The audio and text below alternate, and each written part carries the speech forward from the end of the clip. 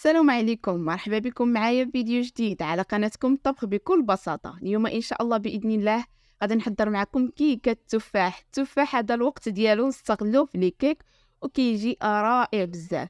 كنتمنى فعلا أنكم تجربوها بهذه الطريقة هذه لأنها كتجي من أروع ما يكون. كيكة خطيرة في المذاق ديالها، خفيفة بزاف، مع إضافات اللي كتخليها الكيكة ديالنا كتجينا خفيفة ومفشفشة كذلك ومثال، واضافه اللي كتعطيها بنه ولون اللي رائع بزاف مختلف تماما على لي كيك اللي كنحضروا دائما.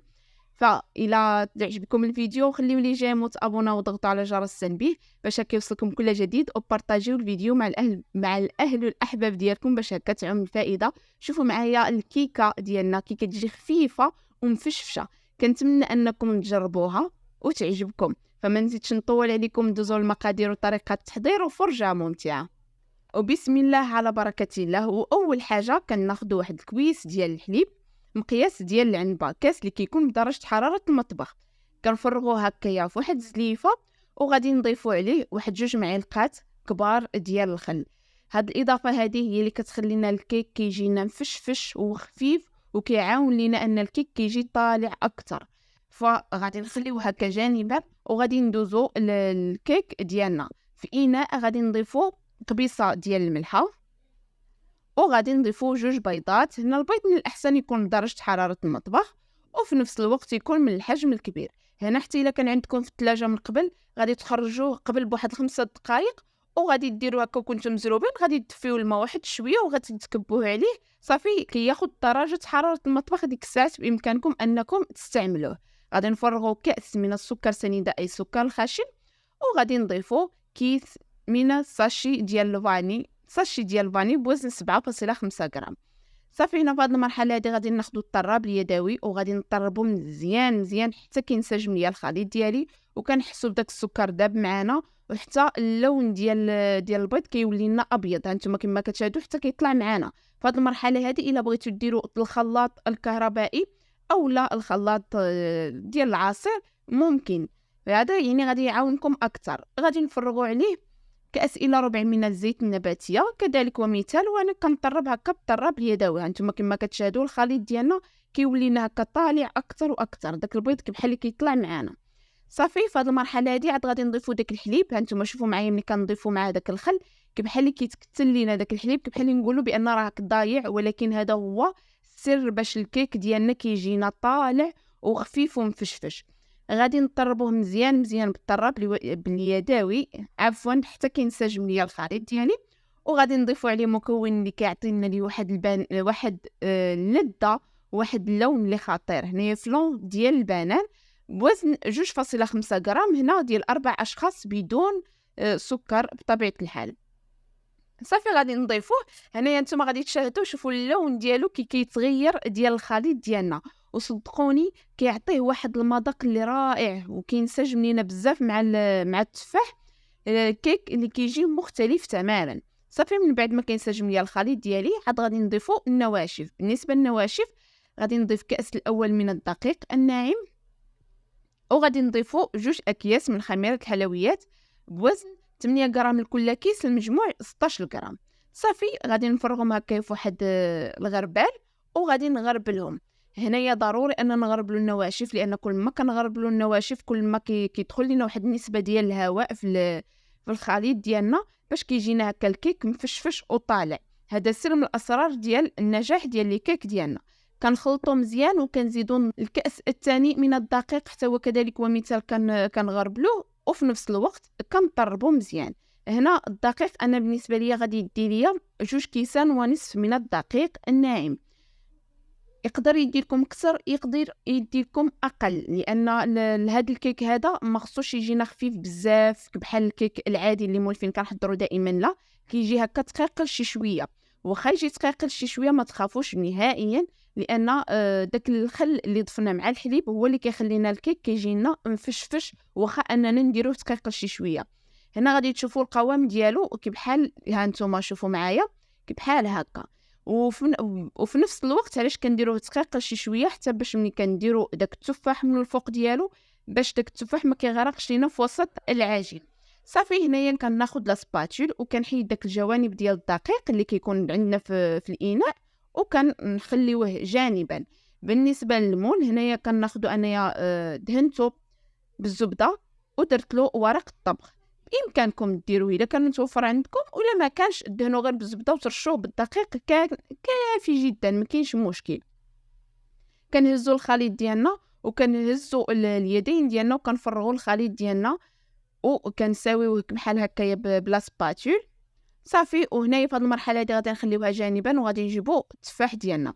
بالنسبه ليا هنايا انا خديت 2 تفاحات ونصف اللي كيكونوا هكا صغارين ماشي كبارين بزاف، يعني كفاوني في هاد الكيكه هذه صافي. وهنا ماشي ضروري انكم تاخذوا التفاح اللي كيكون حمر يا خضر يا صفر، المهم اللي متوفر عندكم. صافي كنقطعهم هكا على 4، كنحيد لهم داك القلب وكنبقى تنقطعهم شرائط اللي كيكونوا طويله بهذه الطريقه هذه. انتم كما كتشاهدوا معايا ما كيكونوش رقاقين بزاف وفي نفس الوقت ما كيكونوش غلاظين، يعني السمك ديالهم كيكون ما بين وبين. بالنسبه للتفاح من الاحسن اننا نغسلوه ونعقموه بشويش ديال الخل باش عاد نديروه الا ما بغيناش نقشروه، وإلا بغيتو تقشروه زعما هذا اختيار ديالكم. صافي ملي كنقطع هكايا التفاح ديالي كامل كناخذ واحد النصف حامضه وكنعصرها عليه باش ان التفاح ما يتاكسدش لينا، باش ما كيوليناش هكا كحل لان كيتغير اللون ديالو. صافي هنايا نتوما كما كتشاهدوا من بعد ما عصرتها عليها غادي نخلطها مزيان وغادي ناخذوا داك المول ديالنا وكنبقاو تنستفوا التفاح ديالنا بهذه الطريقه هذه. انتما يعني كنحط حبه وكننزل عليها حبه واللي كتكون هكا مبعده شي شويه. وهنا من الاحسن اننا منين نبقاو كنحطو بحال هكا التفاح ما نغرقوش، نحطوه غير بشويه باش هكا ما يغرقش لينا في وسط العجين ديالنا. صافي انا غادي نكملها بهاد الدوره كامله بهاد الطريقه هذه. وهنا في الاخير كتجيبوا واحد السكين نتوما كما غادي تشاهدوا معايا كنهزو وكنوليو كنديروا التاليه باش كتجينا هكايا دائره مقاده. بالنسبه للوسط غادي نولي كنعاكس التفاح، يعني بحال اللي كانت الجهه اللي هكا على جهتي ومن بعد كنولي كندير بالجهه الاخرى. صافي من بعد ما كنكملها هكايا ديك الدائره الوسطانيه كامله كناخذ واحد القليل من الكاوكاو ايفيلي ولا اللوز ايفيلي، المهم اللي متوفر عندكم، اولا ديروها هكاك حتى هي بالتفاح. كنديرها في الوسط بحال الشكل ديال الشميشه كتجي. نتوما شوفوا معايا الشكل ديالها كيجي رائع بزاف. صافي هنا خديت ساشي ديال الفانيلا ايوا وكندردرو هكايا من الفوق ديال التفاح باش ملي كيتعسل لينا وكيعطينا النيت واحد المذاق اللي مزيون في التفاح ديالنا. وكناخذ هنايا واحد القليل من السكر سنيدائي السكر الخشن حتى هو كذلك ومثال كندردروه مزيان من الفوق. هاد المرحله هذه كتعاون لينا ان التفاح ديالنا كيجي معسل وكيجي بنين بزاف. صافي بالنسبه للطريقه ديال الطياب ديالو كنشعلوا الفران اللي كيكون هكايا دافي واحد شويه، النار اللي كتكون غير من الاسفل، النار كتكون مهيله، المده ديال الطهي ديالو 45 دقيقه كتكون كافيه، لا من الفوق ولا من التحت. حتى الا شو هكايا من الفوق مازال خضره شويه مازال هكا صفيفره كتجيبوا واحد السكين كتخشيوها هكا في الوسط. الا خرج لكم ناشف كتعرفوا الكيك ديالكم راه وجد معاكم. صافي كتوليو كتهبطوها غير كتحمر لكم من الفوق. هذه بالنسبه للفرن الغازي. بالنسبه للفرن الكهربائي كنسخنوه من قبل وكنديروه على 170 درجه وكنخليو النار غير من الاسفل على ما كتفوت 45 دقيقه كنفتحوا عليه. الا لقيناه نشف يعني طابت تبارك الله، ما لقيناه مازال هكا خضيره من الفوق اولا صفيفره من الفوق كنخشيو السكين ديالنا، والا طلع لينا ناشف كنشعلو عليه من الفوق كتحمر وكل وحده والفرن ديالها. هنا من بعد ما الكيك ديالنا طاب معنا شوفوا معايا كيجي هشيش وخفيف رغم اننا درناه ثقيل شي شويه يعني كما شاهدتوا معايا في لا فيديو. صافي بالنسبه للتزيين ديالنا هنا ديموليتو من المول ديالو صافي، وغادي ندهنو بالقليل من المربى ديال المشمش اولا العسل ولا الناباج اللي متوفر عندكم. وبالنسبه للتزيين هكا داك الوسط اللي العجين زعما طلع ليا هكايا فوق التفاح باش ما تجيناش هكا كندير لها شويش ديال الكاوكاو حتى هو بطبيعه الحال ما حمرته، وكنديرو هكا في الجوانب باش كتعطينا جماليه اكثر في الكيك ديالنا. والتزيين كيبقى اختياري وبامكانكم انكم تحتفظوا بها غير هكا ما تحتاجوش انكم تزينوها. وكان هذا هو الشكل النهائي ديال الكيكه ديالنا. هانتوما شوفوا معايا كيكه كتجي رائعه بزاف بنينه صدقوني كتجي من اروع ما يكون. كنتمنى فعلا انكم تجربوها لانها تستحق التجربه.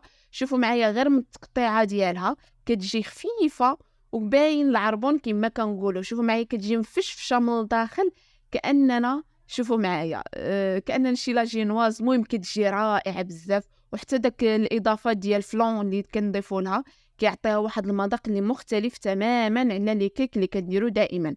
كنتمنى فعلا انكم تجربوها، والى عجبتكم خليو لي جيم وتابوناو وضغطوا على جرس التنبيه باش كيوصلكم كل جديد، وبارطاجيو الفيديو مع الاهل والاحباب ديالكم باش هكا تعم الفائده، طبعا فضلا وليس امرا غير من باب التشجيع فقط. وصلنا لنهايه الفيديو، ما بقى لي الا نقول لكم السلام عليكم، الى الفيديو المقبل ان شاء الله.